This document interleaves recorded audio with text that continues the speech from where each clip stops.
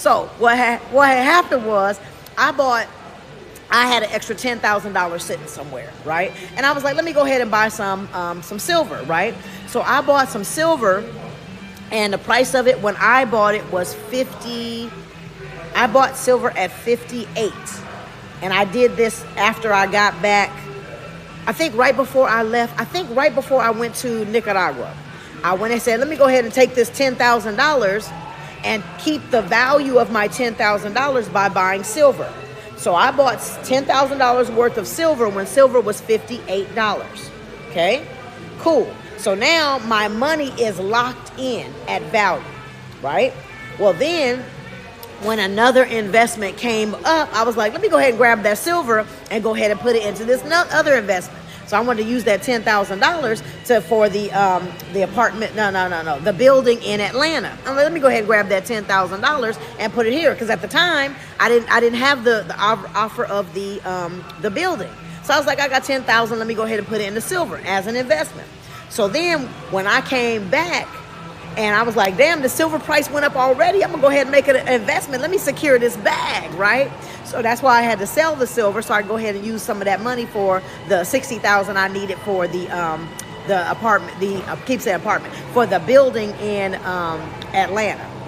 So that's why I've been keeping tabs on it. So yes, I would recommend initially getting the what they call the 90% silver. They call it junk silver. I recommend getting that, because you can get one of them little bags for, let me see how much these little bags are. Let me see if I can find it real quick. Let's see. Junk silver. Those little bags cost,